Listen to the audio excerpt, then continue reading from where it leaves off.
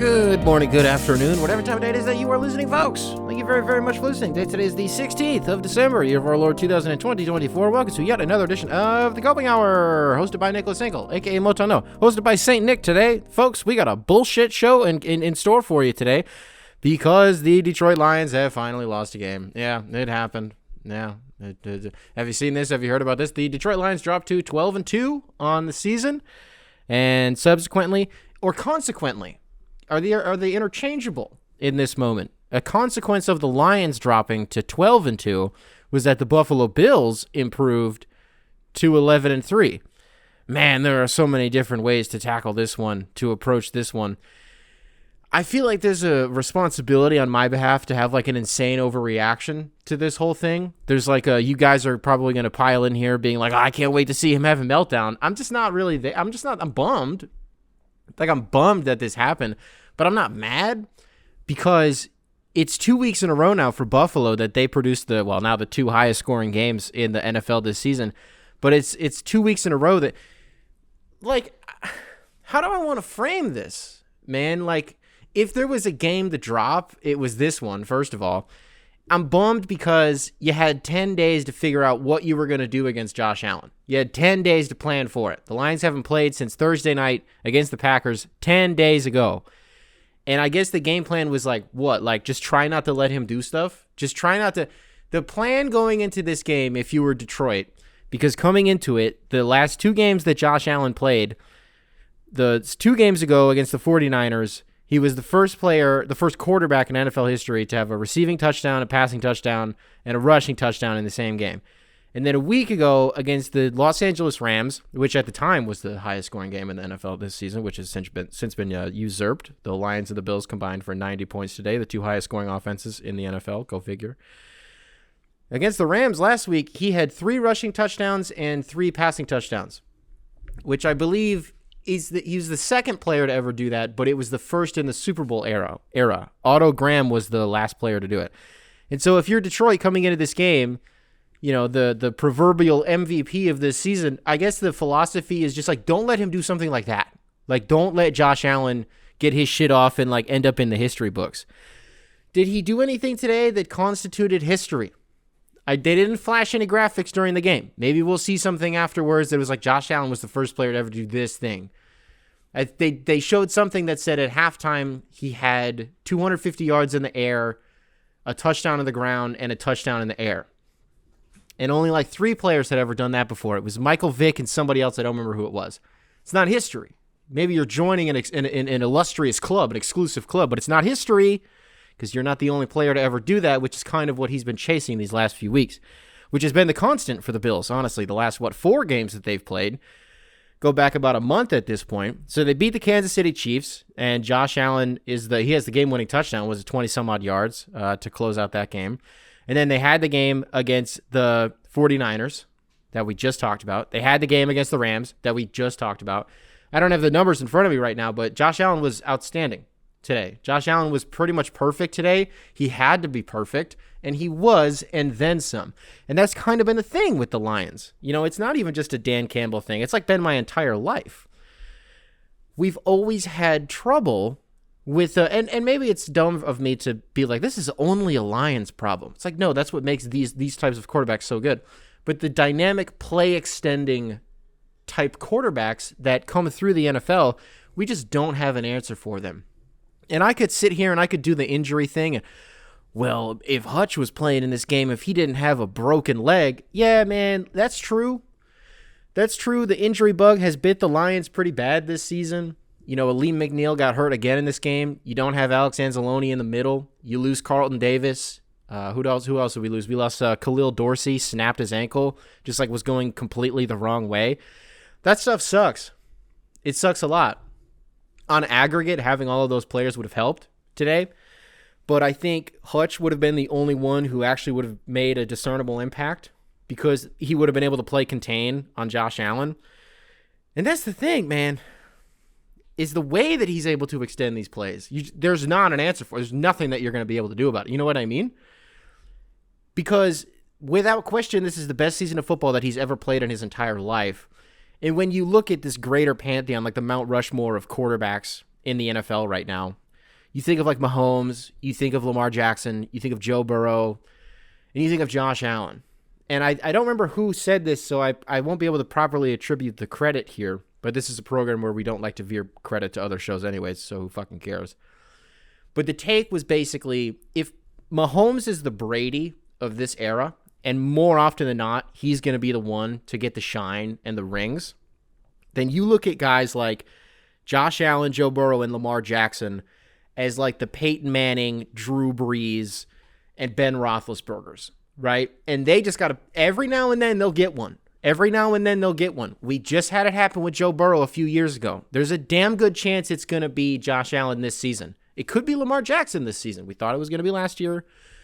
And then what was it, the AFC Championship game at home? Whoops, that didn't happen. But you know what I mean? I think that's a really good way to equate all this stuff. So Josh Allen this season has been brilliant, and from the jump in this game, you kind of knew what it was going to be. The Lions get the ball to start the game. Not only do they go 3 and out, they didn't gain a yard. As soon as the kickoff happens, 5.5 minutes of real time later, the Lions are punting it away. It's 4th and 10. You're like, huh? You're like, what? And then not just that, but 10 minutes of real time after that, crucial 3rd down for the Bills in Lions territory. Josh Allen extends the play and finds, was it Ty Johnson or James? I don't remember who it was, but he extends a play and he finds a man downfield, and it's like, okay, it's gonna be like that today. And I give the Lions some credit because they could have gotten into a really, really deep hole today. This could very easily could have been 42-14. And so the fact that they were able to make it 48-42 for like my viewing experience, I think helped. Because I could have turned this game off pretty quick. We all knew what it was while we were seeing it. And even though it did, the game did a good job of giving the illusion like the Lions were still in it, it's like the 1 or 2 times, I think it was once, that the Lions were actually able to stop the Bills on defense. Or it was like a missed field goal, right? And you get the ball back without the Bills putting points on the board. You don't do anything to capitalize on that, right? And you yourself don't use that opportunity to also put points on the board and dig yourself out of this hole. That's just as bad as letting them score and because they're just going to keep going down. You know what I mean? And so that part was tricky. It's like you put up, because the doomers are kind of pissing me off a little bit. Like, again, I'm not mad. I'm just bummed because it's like you could not have expected the Lions to go 16-1 this season. I don't want to say it's a miracle that we made it this far and like that we were 12-1. It's not a miracle because this is a really good football team.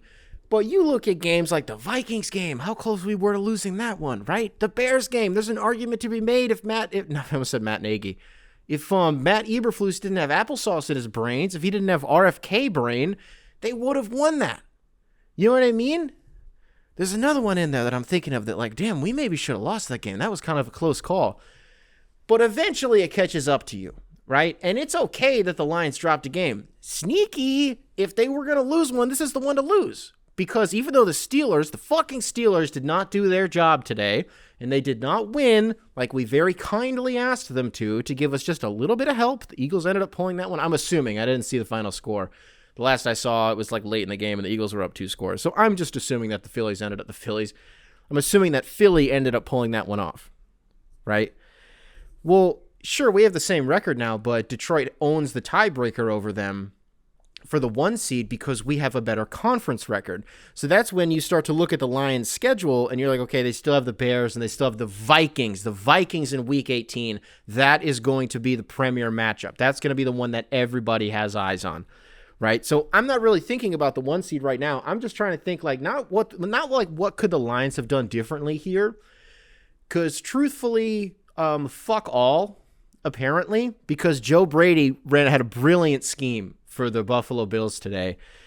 And the 2 teams end up combining for over 1,000 total yards of offense. I think the Bills running backs on their own had like 250 of them, right? So it sucks, especially when Jared Goff was also perfect today. That's kind of the, I don't want to say the unsung hero of this game because ultimately we ended up losing. But Jared Goff threw 59 passes today, threw 59 balls. completed 38 of them for 494 yards and 5 touchdowns. We had a take earlier in the season after the Tampa Bay loss in week 2, which was the last time the Lions lost, by the way. It was September. It was week 2. And the take we had there was like, why the fuck is Jared Goff throwing the ball so much? We have Thunder and Flash. We have Sonic. We didn't know that they were Sonic and Knuckles yet at the time in the backfield. Like, we don't need to do this. Our identity very much can be that of a running football team. So when he's throwing 50 balls in a game, like, yeah, you're probably going to lose, right?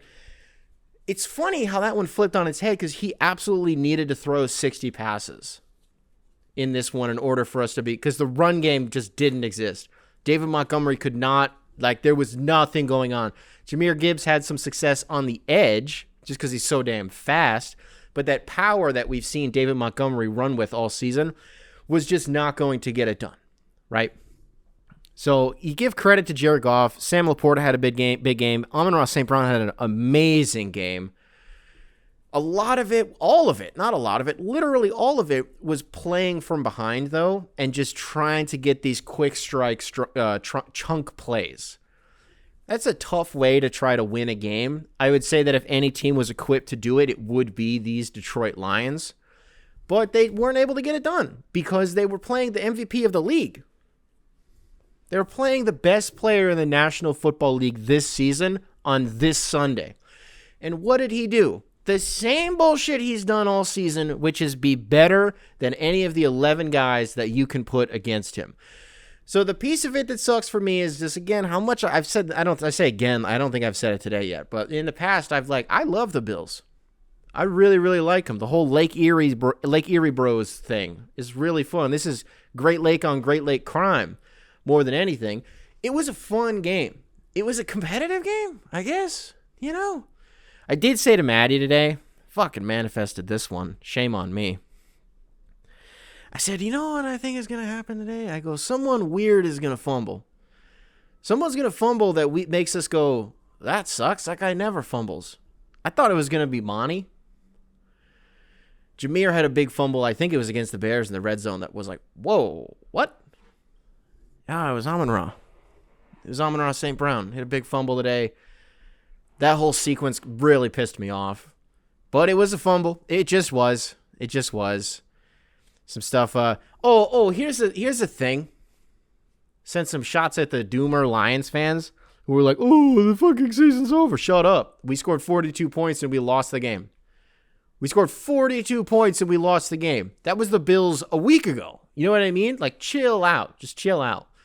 But the pushback that I have is, all right, so we had the primetime slot for CBS. We had Nance and we had Romo on the call. No home cooking shit here. If you've listened to the program before, Nance and Romo are my guys. All right, I don't need to keep saying that. I think it's the best booth in football right now. Lions fans are convinced that Romo fucking hates the Lions. We're 5 possessions into this game. The Bills are up 14-0, 21-7. And they're like, oh, he won't stop fucking sucking off the Bills. Man, we get it. We get it, Romo. You don't like the Lions. You're a Bills fan. Dog, the Lions had given him nothing to talk about. The Lions had given him like a fucking crumb at best to be like, look at this thing. Let me identify this thing. Because if you really need the broadcaster to tell you how good your season has been up to this point when you're getting your fucking teeth kicked in on national television, then I don't know what to tell you. Because otherwise, as the game progressed, he was giving the Lions plenty of credit even in spots when we were fucking stinking. Like the Bills would do something awesome and he would be like, Ben Johnson's great. Thanks for that. I maybe talk about what the fuck just happened, but like, thank you for that. He did have a sequence though at the very, very end of the game that pissed me off. He did it again. He stepped on Jim's toes a little bit. I don't know if anybody else caught this. It was the timeout, I think, after the Lions scored with like 15 seconds to go, 12 seconds to go. And then they go to like a TV timeout. Not a TV timeout, but they like on the field is a timeout. And the Lions are setting up for an onside kick. They cut to the booth, and it's Jim and Tony just talking. And Jim starts to do the setup of like, we spent all week getting excited about this game, and boy, did it live up to it. And Tony starts like breaking out into a bit. he starts like singing a little song, and Jim just kind of smiles and looks at him and just kind of repeats what he said and just kind of keeps it going like, shut up for 2 seconds. Let me fucking do the setup here so that you can talk. We don't have that much time, Tony. And then Tony's just like, it was a great game, Jim. Shit like that. They're awesome in the booth. But I was like, there he goes again. There goes Tony Romo again, doing the thing that technically I love the most from him, but also like, shut up, Tony. Just do the segment so we can get back to the game. Lions lose this one. Can't keep doing that. Can't keep doing that. Chill out a little bit with the I don't want to say chill out with the losing games thing. They're 12-2. They've never won 13 games before. In franchise history, the Lions have never won 13 games. That is going to happen this year. They will end up winning 13 games. You hope I think next week is the Bears game, right? I think that's next week. Again, not mad. Here's what I am mad about, though. Again, the fact that you had 10 fucking days to plan for this, and I guess there's just nothing, and you have literally nothing for Josh Allen. You got nothing. He's gonna do what he wants to do.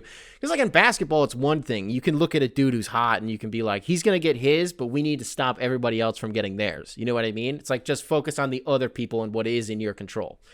You can't really do that with a guy like Josh Allen the way that he's been quarterbacking this season. But no, here's what I am pissed about.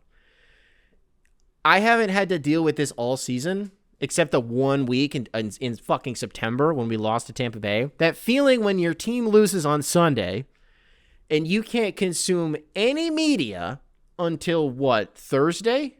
When the next week officially starts? That's kind of where I'm at. Because I'm like, okay, so I can't listen to Pardon My Take. I can't listen to Get Up. I can't watch First Take. Because they're all going to do the horse shit where they're like, oh, the Lions, I don't know about the Lions anymore. And the Eagles are they're in the rearview mirror. And they're in the pace car and they're fucking shut up. How about that? Try that on for size. It's one size fits all. Shut the hell up. Although the Bills are just the best team in football right now, right? That's the take here. The take is that the Bills are the best team in football. And this game was kind of what dictated that. If the Lions won, I would have kept saying this. Because up until kickoff, I was like, the Lions are the best team in football. I don't care how hot the Bills have been. You got to beat us first. And then they did. They didn't kick the shit out of us, though. But like it felt like they kicked the shit out of our defense. That's what it is. Because offensively, the Lions were able to get theirs. And is there like a sub take in there about... Somehow the Bills' defense, despite the fact that they've let up 40 points 2 weeks in a row, one of them against the highest scoring offense in the NFL, so like you just kind of dust your hands like whatever, game is game, you know. But like that doesn't bother you? I'm being very genuine. That doesn't bother me that much because Josh Allen is their quarterback, and even when their defense gets them in a hole... Like last week, they kind of fell behind against the Rams. They were down like 2.5 scores, I think, at their worst. Josh Allen battled back, but he couldn't get them, out of that hole. This week, the Bills put the Lions in that aforementioned hole, and who couldn't get out of it? The Lions. But the Bills could because Josh Allen is doing crazy shit with the football. He's been awesome this year. MVP for Josh Allen. Bills currently, as of week 15, the best team in football. So congratulations to them. And what are some other notes from around the NFL this week? I don't give a shit. The NFL literally doesn't matter this week. And it didn't happen outside of this game, which sucks because we did watch some of the games. I mean, we watched Red Zone. Fucking Steelers, man. He had one job. I did talk to a Bears fan today. We had to order some stuff. Because we forgot some stuff at the grocery store, so we ordered some stuff during the Bills-Lions game. I go down to get it. It's probably like an hour ago. And the delivery guy he's wearing a bunch of Bears fans. So he's wearing a bunch of Bears gear. And I said to him, I go, hey, we need y'all to beat Minnesota tomorrow. Like, I go, I'm a Lions fan. We're playing the Bills right now. We're getting the shit smacked out of us. At the time, we were down like 10 or something late in the game. And he stopped what he was doing. He was like scanning like the bag of stuff that he was giving me for like, the app. You know how that stuff works. And he stopped what he was doing and kind of looked down, and he goes, I tell you, man. He goes, I've been a Bears fan my whole life. He goes, but right now,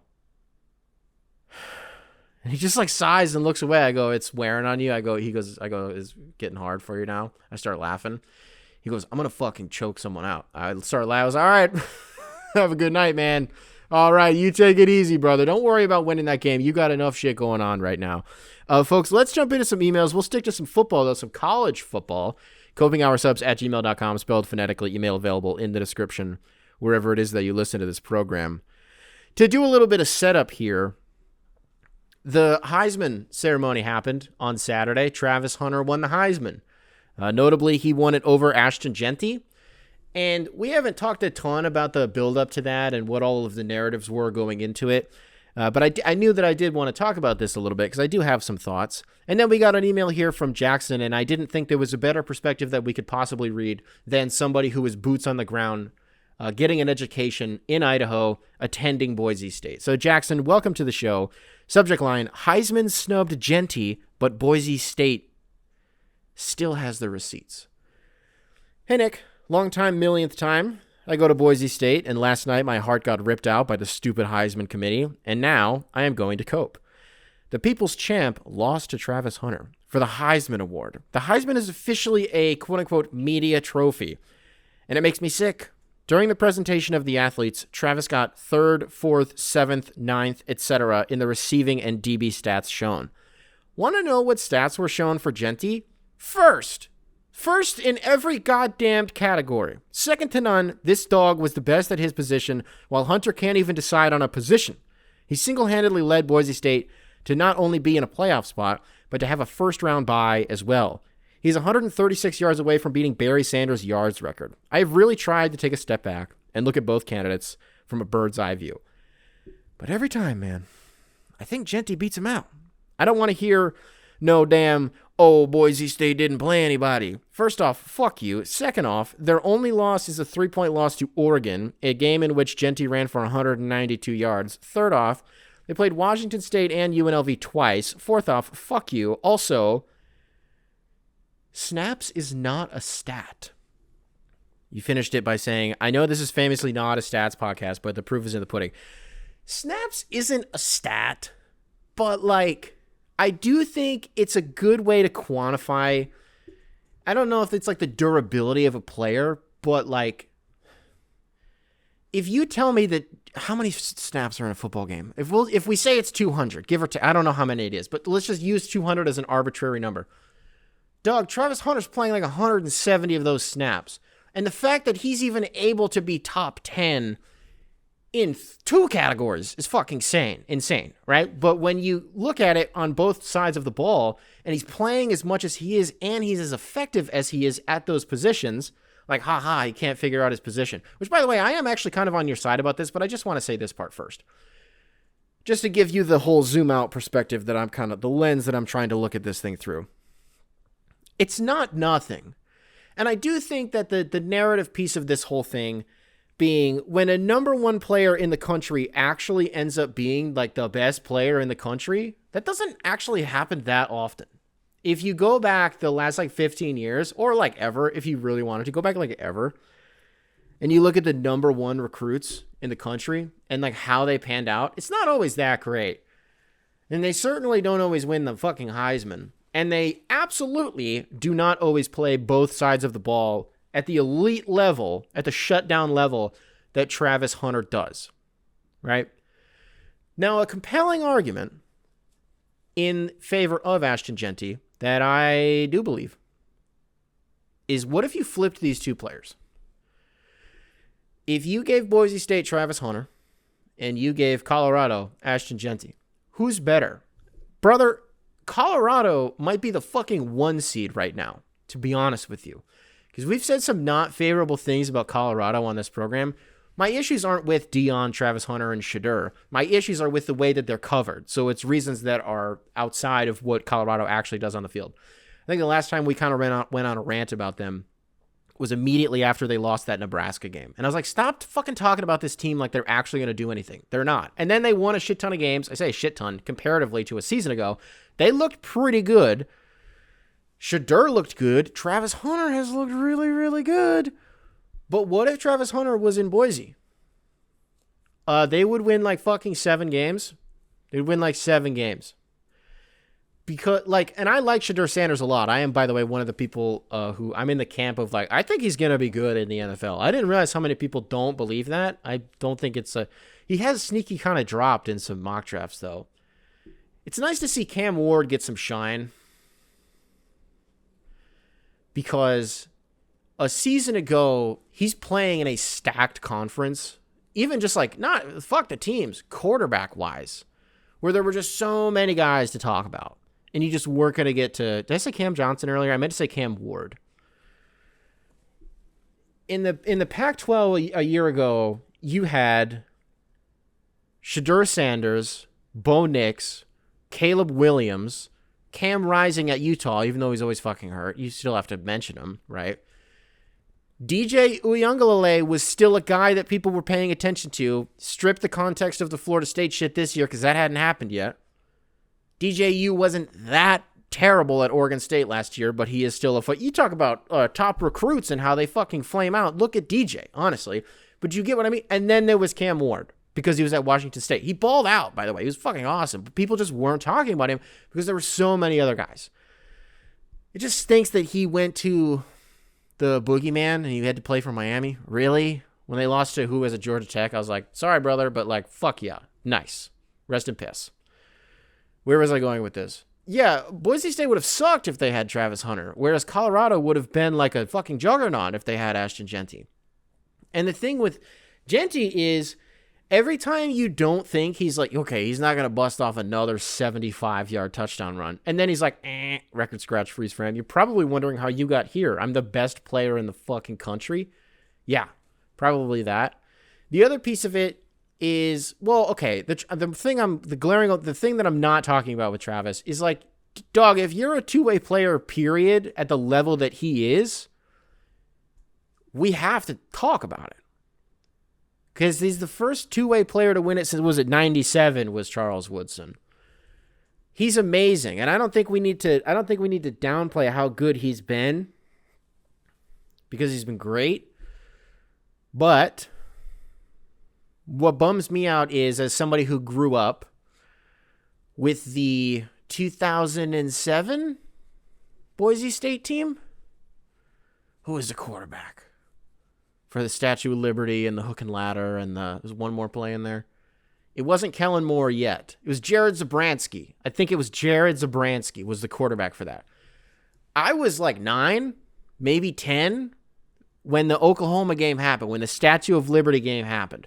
The amount of times in YouTube in its infancy, by the way, that I spent watching that in 480p, because I had never seen something like that in my entire life. I had never seen it, especially from Boise State. Where the fuck even is that? Where's Boise State? You think 9-year-old me even knew what Idaho was? You're out of your mind. You're out of your mind. And so for a team like that to play in a BCS game, hell yeah, I want to root for them. A couple years later, Boise comes to East Lansing. We play a game against them in the opening game of the season. Le'Veon Bell has a hurdle. That put him on the Heisman watch for all of 2 weeks, and then the Heisman Trust was like, nope, probably not. Probably not. As soon as he became I don't know if this is true, I'm still going to say it. As soon as he became the feature back, it was Because when we were doing some by committee shit, when it was Le'Veon Bell and Edwin Baker, there was another name in there too. I don't think Nick Hill was there yet. No, Nick Hill wasn't there yet. Even then, he was always a specialist in a third or fourth back. There's somebody else in there. But as soon as Le'Veon Bell became the guy, I'm sure if I went back and looked at the numbers, I'd be like, well, okay, yeah, he did put up some shit. But no. And I'm not taking away from Le'Veon Bell because the guy had a pretty damn good career in the NFL until he didn't. Was definitely one of those running backs that, when they say, yeah, running back has 5-6 years, and then that's kind of it. Yep. There's the quote where he's like, I was never running at 100% speed ever, because he was just so patient. Hit the hole, Le'Veon. I'll never forget when he had that diss track against Skip Bayless. I was like, this is the hardest shit I've ever heard in my life, because he was a Spartan dog, and I was just in his camp. Kind of gotten off the road here. That was the piece of it that I wanted for Jeanty, was just that he was Boise State, and this return to glory for Boise State, for this new generation to see that, they can be really, really fun. And you talk about the college football playoff and what their path looks like right now. you're not wrong to say that should have factored into it. I don't think. If we look at their path right now, Boise State does have the first round bye. They will play the winner of SMU and Penn State. Ooh. I like those odds. I think I like those odds. If I'm Boise State, I'd rather play sneaky Penn State. Well, I don't know, because if James Franklin actually manages to get his team out of that game and they actually win, you know what I mean? It's like, wait a minute. James Franklin can win one of these games? Since fucking when? So if he actually does, are we sure that that's the team that you want to play? Do you get what I'm saying here? Because if SMU wins in Happy Valley, you're kind of like, oh my God, whoa, James Franklin smoked another game. Although them Texas boys going up to Pennsylvania in December, the middle of December, damn near end of December. How's that going to, you know what I mean? How's that going to go? Goddamn, this is so fun. Because shit like that matters. You know what I mean? Some of these guys have never seen snow before. Talked about that in the last episode. So who would you rather play there? I don't know, but it's not a bad draw either way. I like their chances. You have maybe the guy who should. The other piece of this is it was the most competitive Heisman race that it's been votes-wise in 15 years. And that's probably as good as you could have hoped for if you were pulling for him in this race. It was always going to be Travis Hunter. And that's not even me doing hindsight is 22. Like, oh, well, it's easy to say now that, no, he just always was.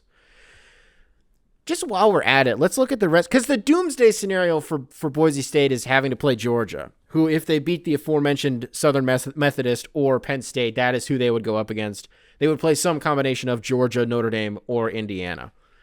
You just don't want to play Georgia. It's really fun looking at the field right now.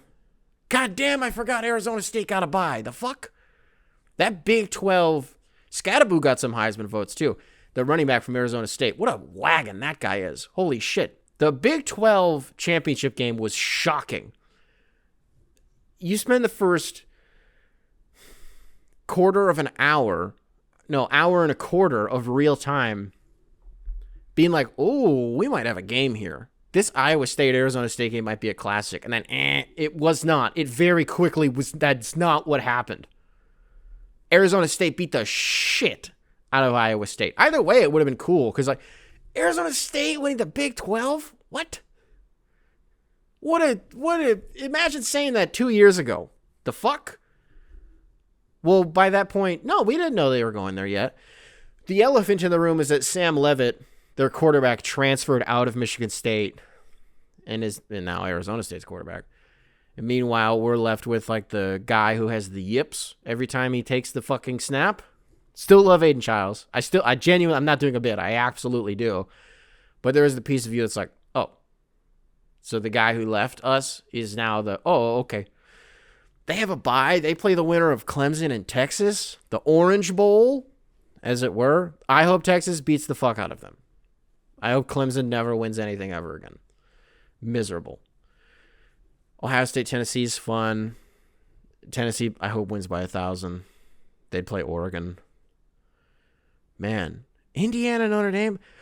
The field's fun, man. It's competitive. It's right now, I think it's either going to be Oregon, Georgia, or Texas. Texas thing's been weird. Quinn Ewers can have 250 yards, and you're still kind of like, are we sure? I don't know. I like him, though. Is it maybe just subconsciously that I just really, really want to see Arch Manning play? Is that all that it is? Is that all that it is? Because if that's all that it is, then I'll put a hand up. I'll be like, I just fucking really want to see Arch Manning play. That Texas A&M game where Arch Manning got to take a snap on like 4th down and he had a rushing touchdown was awesome. It was electric. Quinn Ewers is just kind of like, was it Quinn Ewers who got caught DMing a girl and was like, please, can I just have one more, please? He's asking for nudes. Can I have just one more? She's like, no, I'm busy. And he's like, please, fuck, I'm so fucking horny. Please, please. She was like, fine, Jesus. And then speaking of Georgia, there's a picture going around of Carson Beck's wood. He does like an outline in his boxers. And he had the presence of mind to cover his face. Nick, how do you know it's Carson Beck? You can still tell because he looks. If you know how Carson Beck looks, that's him. Kid's got a fucking hammer. Explains why he's so confident, honestly. Did you guys see the kid from Alabama? This was like a month ago at this point. The kid from Alabama who DM'd Kalen DeBoer's like daughter, I think. And was just like, you want to see this horse? Got suspended and like transferred out like he was in the portal like the next day. You want to see this horse is the funniest way to just be like, do you want to see my dick? You want to see this horse? Talk about confidence. I don't know what's he was a 5-star too. Imagine having to tell a 5-star that he's suspended because he asked your. So that's what I was thinking about the Heisman this year. Let's do a different email. copinghoursubs@gmail.com, spelled phonetically. Email available in the description wherever it is you listen to this program. We got a live email about the Bills versus the Lions. Oh, all you said was, what a fucking game. Hopefully we see y'all in the bowl. That is a take that I forgot to say. Is if the Lions were going to have this kind of a game where, again, the score will tell you that, whoa, did it get kind of competitive? Again, it just didn't really fucking feel like it. Like, it definitely was, and it did feel like that. It came down to an onside kick. But they just fell too far behind against the MVP. If you're going to do that, do it when it's not the Super Bowl. You know what I mean? Do it when it's not the playoffs. Get a loss like this just out of the way. You have to face some adversity, that's fine. Lose right now. Don't do it in February. If, by God's grace, you make it that far. So let's do another email. Oh, here's a good one. I'm going to need a ruling on this one. Going to need to consult the constituency on this. I don't know what I'm going to ask, but you'll hear it. It's not about sports at all. Just buckle up, all right? This happened like an hour ago, by the way. So the story I'm about to read you, this dude is still processing this as we're taping this, okay? Subject line, I'm just trying to pee, sir, from Landon. Landon, welcome back to the show. Hey, Nick, Landon here. I'm at work right now. You're going to get my live reaction while I try to process what just happened. My coworker, who is on the spectrum, was babbling my ear off about his night out, and I was listening while making a customer's order. I see this guy as a little brother, and I'm really defensive over him.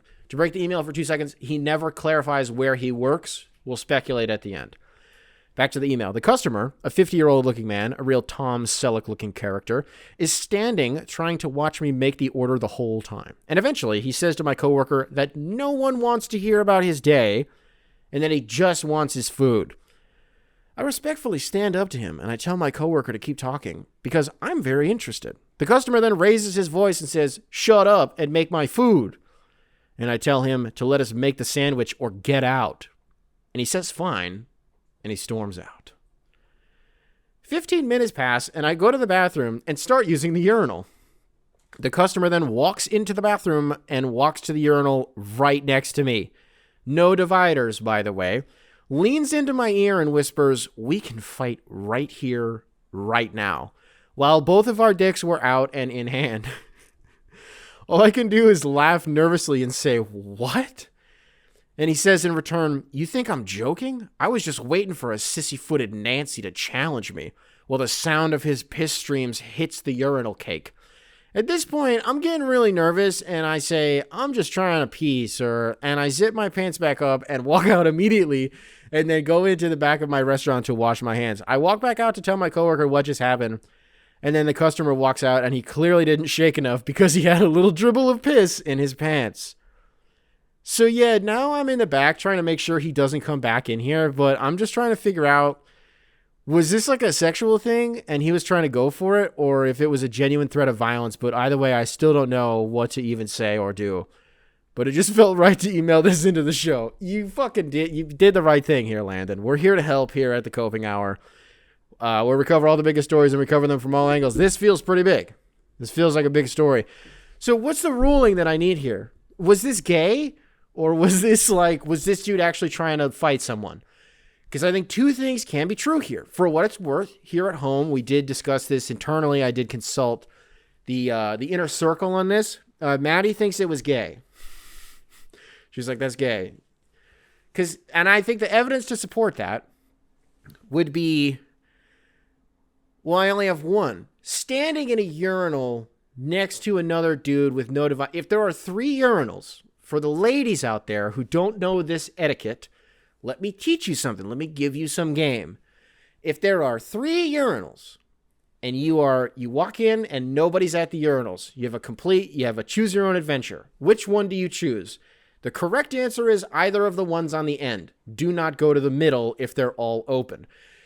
If you do that, gay. It's gay. If you are on the edge and another guy walks in, which one should that person choose? If you said the middle, you're gay. If you pick the one on the opposite end, you're straight. So this guy going to one wherever you were, going right next to you in and of itself is gay. So I kind of also whispering, leaning over and being like, you want to fucking fight, you Nancy-footed little fucker, is crazy. But where I lean not gay is there are people in this world who just are looking for a reason. And they will, some of them, like me, for example, I would love a reason, but I'm not going to force it. It needs to be organic. Like someone needs to do some real life villain shit, and then I will kill them. And I already have the line in my head picked out that I'm going to deliver when they're dying, but I'm not going to force that. It has to be an organic situation, right? Some people will go out of their way to instigate and to provoke and to throw some logs on the fire and poke the coals just because they want a reason to fuck with someone. Now, the problem with these types of people, and I'm not creating a straw man here, is like, sometimes it's not just like I want to fight you like with my fists. Sometimes it's like I want to kill somebody with a gun, like shit like that. So I think you did the right thing here by fucking off, because even though I think this guy was gay as fuck and he just wanted to like do some shit in public with you, and like that's his thing. His wife was probably at home waiting for his Subway or his Jimmy John's, wherever the fuck you were, at Chipotle or something like that. And he's like, oh, my bitch wife is waiting for this food, but I'm gonna fuck this guy in this this Chipotle bathroom. It's got to be Subway. It's just where my brain's at. It's got to be Subway. Subway doesn't have bathrooms though that are big enough for. I feel like they're all like one person bathrooms. You know what I mean? Maybe I'm wrong. I don't go to Subway. I'm a Jimmy John's girly, so I'm not too sure. So I would just love a ruling on it. What do you guys think? Is this guy gay? Is that what happened here? Maybe. Do I have anything else on that? It's just a funny story. I don't have any more bits planned for that. Hey, you know what I forgot to tell you guys about, actually? We're going to go back, kind of back onto the road here. It's not about sports or anything like that.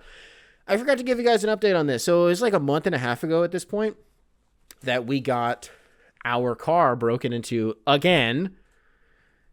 And they stole a bunch of shit, and they tore apart the steering column, and it's a Kia, so they tried to steal it. That's what happens every single time that they break into our car. And how it was a huge pain in the ass, obviously a huge inconvenience. The day before Thanksgiving, so this is about 3 weeks ago. Again, I've been meaning to tell you guys this for a while. We officially got a new car. So we are now the proud owners of a 2020 Mazda CX-5. And folks, let me tell you something. Dude, it rules. You ever drive a car from this decade? It's awesome. It's an awesome feeling. The Kia that we had been driving was a 2014. Dog, Maddie and I met in 2014. That car was as old as our relationship. So, like, it was fine. Like, it was fine. It had, like, the rear view camera, which is really helpful. It had, like, Bluetooth. That's cool. That's cool. But this new Mazda CX-5, it's got heated steering wheel.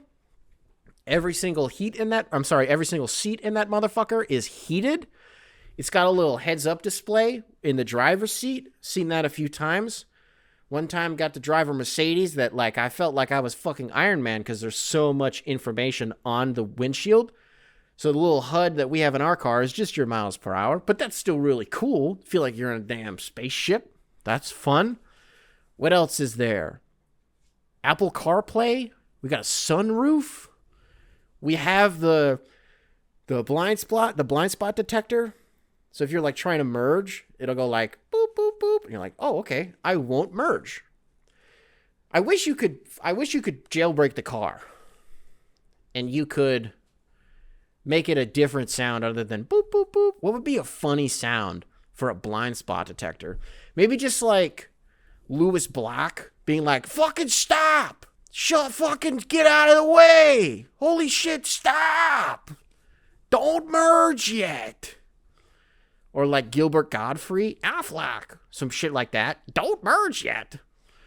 Or like Jerry Seinfeld being like, what's the deal with merging? Something like that. Or you make it so it's Bernie Sanders. You make it Bernie Sanders is your blind spot detector. I don't know what you're doing, but this kind of sounds like Bill Hader. It's like Bill Hader. Okay, here's what it is. It's Bill Hader doing an impression of Bernie Sanders as my blind spot detector. I don't know what you are doing, but this is a great question.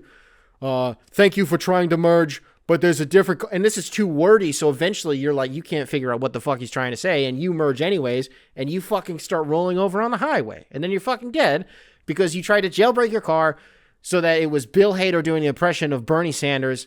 All of them, except for the Lewis Black one. I could just scrap everything I said and just go back to the first one. Lewis Black. Stop! What the hell? Stop! Don't merge! Love the new car. Maybe just keep it as a beep for now. Oh, and then the trunk. You guys got this in your car? Love this. Oh my God, it's so nice. So it's like a mini SUV. It's not an SUV, but it's like you know what I mean? It's like bigger. But with the trunk, you just, you hit a button and the trunk pops open. And then on the bottom of the trunk, when it's up, you just hit a button and then it just goes down on its own. You don't gotta fucking slam it, and it just gently closes like you're in a damn reverse DeLorean. But if the DeLorean's suicide doors, the butterfly doors, was the trunk. What if it was that? We saw a Chrysler 300 today that was from Temu, because the grill was completely blank, but it was the Chrysler 300 grill, but it was a hatchback. It was big. It was like a hearse, but there was no branding on it or anything like that. We saw some weird bullshit today. Saw somebody driving a damn a Jetta, I think is what it was. But they had a I love Volkswagen sticker on the back of it. What weird cuck shit is that? Then get a fucking Volkswagen. That would be like if somebody was driving around a Prius, but they had I got a damn Maserati sticker on the back. So Maddie and I started workshopping this. We're like, this is an episode. So we're like, okay.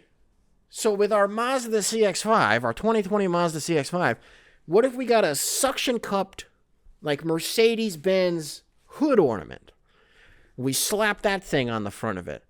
And then I was like, what's the funniest thing that you could turn a Mercedes-Benz hood ornament into?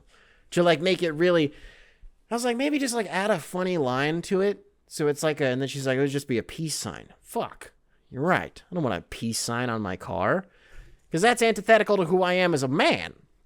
I don't want people walking past our car being like, this guy is just peace. No. We went to Walmart today for the first time, and we've been to a damn Walmart. I don't know how long. Jesus. Oh. Walmart etiquette pisses me off. I think that's the take there. We were talking about that a little bit today. And is grocery shop etiquette a class thing? I think it is. You see motherfuckers just like abandon their carts in the middle of the aisle. How am I supposed to get around? They just fucking... These two people with carts will sit there and have a conversation blocking two aisles. What the fuck am I doing? Go to a Whole Foods, that shit's not going to happen. You know why? Because I think that it's like, I don't know how to describe it. The way that we were talking about it earlier felt a little bit more nuanced. But if you've been shopping at Walmart your whole life, you're used to like a fucking frenzy. You're used to a free-for-all. You want a Sunday afternoon? It's the damn zoo. Go to a Whole Foods? Yeah, it's still going to be a zoo, but like, everyone's going to have their AirPods in and it's going to be quiet as fuck. Nobody has FaceTime on like the loudest volume possible, just like holding it up to your ear. The fuck are you on FaceTime for? Just talk on the phone. All you motherfuckers are showing is your forehead. The fuck? That shit pisses me off more than anything in the world. Because it's one thing to be on speakerphone. It's one thing to be on speakerphone in public, which is like, unless you are, I have to eyeball it, and there are so few circumstances where like that's cool. You're on public transportation, you're on fucking speakerphone, get hit by the train. Go fucking under the train. But when people are on FaceTime and they're just like not utilizing the technology, they're just using it as a phone call, why didn't you just call them then? I don't know, and maybe it's on me for being so damn intrusive, being so invasive of what other people are doing. But I'm a newsman.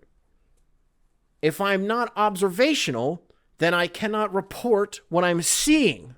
And folks, this is the issue pressing me right now, is why are some people the way that they are in a fucking grocery store? I don't know. Because around us, we go to 2 grocery stores. We go to Target. We go to Jewel-Osco. People at Target, 80-20, fine. We go to the Jewel-Osco. It's maybe 60-40 shitheads. At best, it's 50-50. You kind of just never know. You got to pick the day.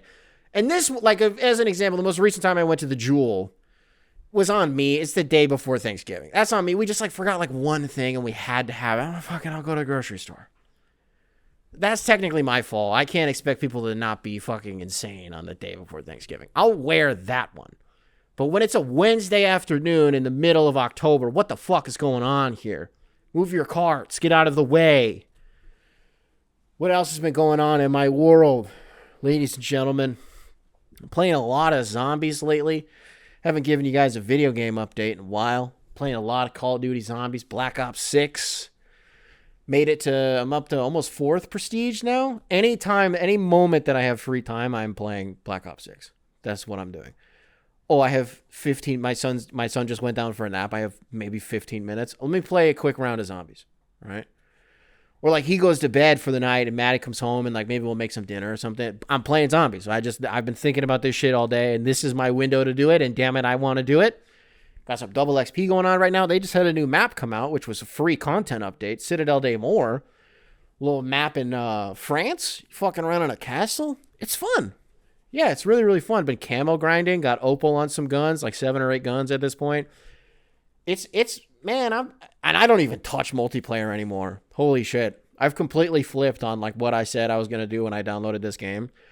I was like, I really want to play the campaign, which like, no spoilers, but like, really? Oh.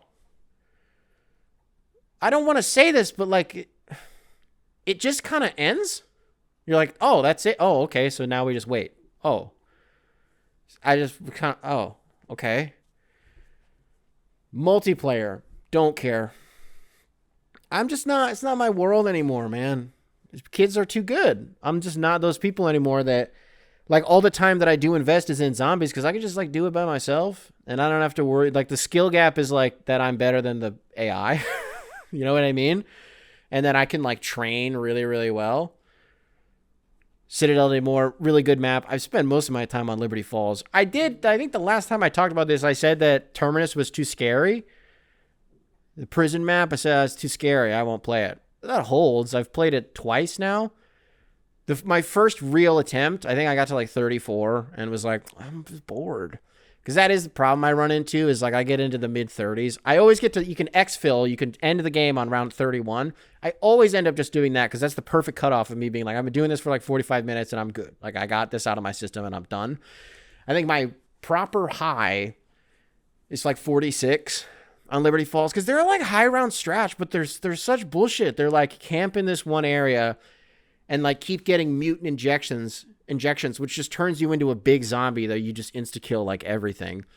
And just keep doing that until you hit round 500. That's not fucking fun, though. Because, like, to me, the fun of zombies is the fact that it's going to end at some point. And it's like, how long can I real life play the game and not just do these bullshit cheese strats and, like, train these zombies, you know what I mean? Until I can't. And that's it. And so, like, Black Ops 1, or like all time, any zombies game I've ever played, I think my high is 52 on Ascension. So like, what is that to any other map? Probably in the 40s. I think I could have gotten higher. then 46. I think that also might have been an exfil. I was just like, I don't want to fucking do this anymore. Just gets boring. Really, really fun game, though. I don't know, folks. We got Christmas coming up. Should let you guys know this. I don't think... So a week from... Oh, shit, no. That's not how this is going to work. Friday's episode will probably be it for the... And then we're going on holiday break. I might have a chance to record like one episode. Maybe I'll release it like Christmas Day or something, but like one episode to, in the break. But we're going to be out of town for a week. And so there's like, I won't have my equipment. There's nothing I'm going to be able to do. And I honestly am kind of looking forward to just like hanging out and just like not doing anything for a week. So I'll maybe have another update on that on Friday if I am able to get something in the can. But, yeah, we'll be taking a week-long break, and then we'll be back. And then, sneaky, I don't know. I'm going to see my sister. Maybe she'll give me, like, another gummy or something, and then we can do another gummy episode where I take it immediately before I start recording, and then we tape an hour, and then we see how deep I can get into it before it hits me, and then you guys get to guess when the actual gummy hit. I forgot to mention this. I don't know if anybody of you have noticed today. I'm wearing a Santa suit. This is a rental. It's kind of giving me diarrhea. I don't really feel good right now. I don't know what it is. Something wrong with the suit, but it's a rental, so I got to make sure I don't diarrhea in the... Did you guys know that I did this for we did this for our son. I've been like thinking about it for a month at this point. I was like, I want to be able to wear a Santa suit and take pictures with him so that way we can tell him for the duration that he believes in Santa Claus that Santa came to see him for his first Christmas, and there will be photo evidence of it. He fucking loved it. He was really scared for like 10 seconds, and then I just started talking in my normal voice. I was like, hey, little guy. The way I normally fucking talk to him, and he was just like, oh, that's just fucking dad. Oh, that's just literally just dad. Oh, okay. But he won't know that a year from now. He'll think that Santa came to see him, and that's going to be fucking awesome. It's going to be awesome.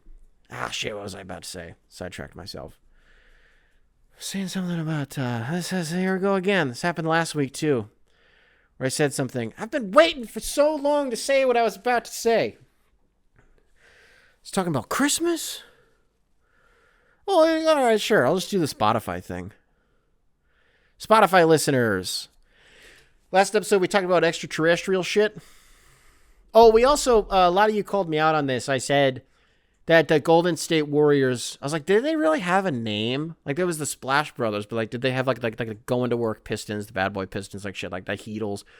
And I was like, I don't think they did. You guys were right. It was the Hamptons 5. You guys were right about that. That was just the brain fart by me. 100% the Hamptons 5.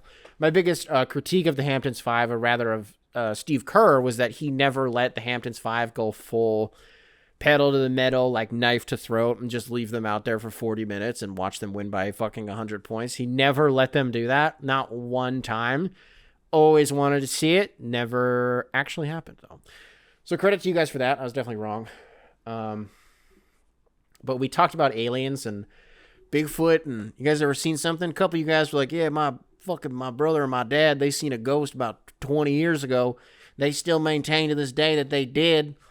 One of you guys was like, yeah, I seen 2 ghosts when I was a kid. A lot of you guys have seen some stuff out there. Man. How did you guys learn, is your question, how did you guys learn about Santa?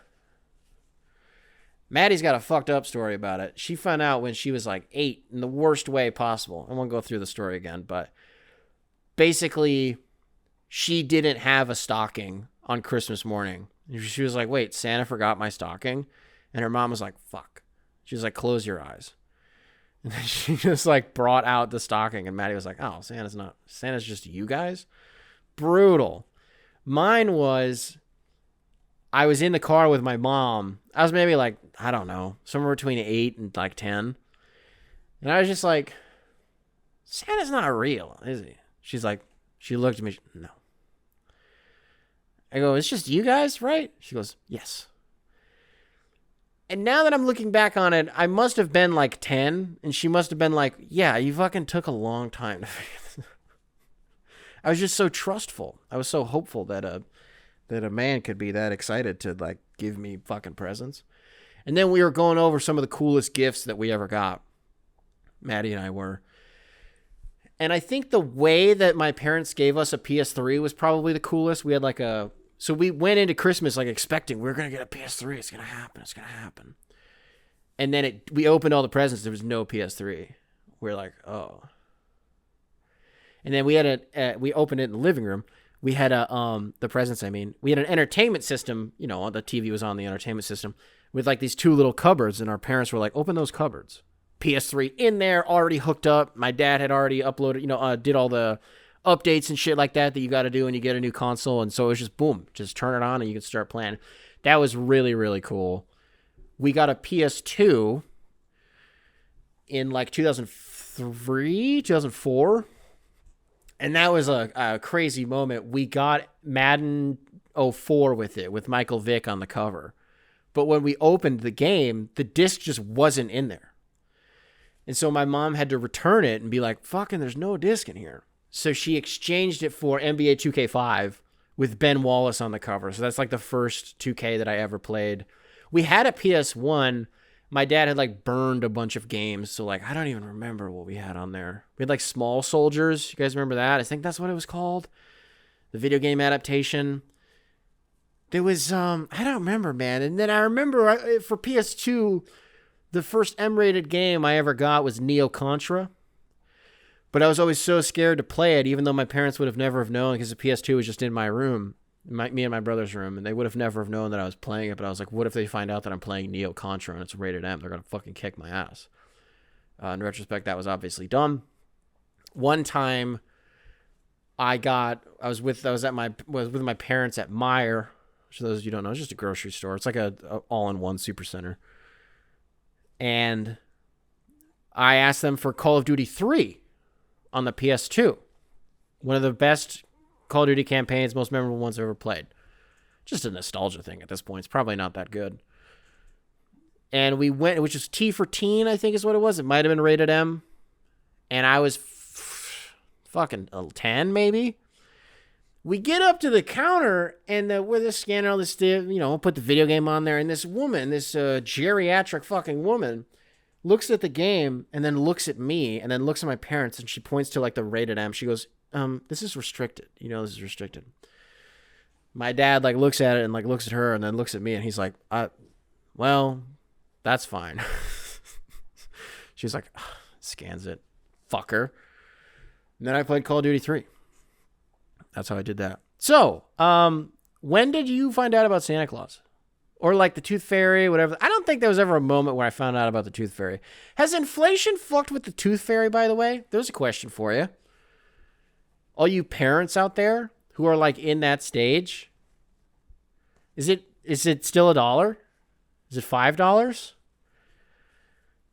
The day that the Tooth Fairy fee hits $10, another president has to get killed. Seriously. The fuck? That could never happen in a million years. And if that does happen, I will vote for the next president who's like, you can go back to giving your kids $1. $1. Unless it's still there. Folks, if you're listening to this on Spotify, be sure to rate 5 stars. Answer the question, please. Gun to you. I say that like, answer the fucking question. If you're listening to this on YouTube, be sure to leave a like, subscribe. Nice little comment for the algorithm. It's the holiday season. Make sure primary control stays in check. That fucker's not getting any presents this year. And I will catch you guys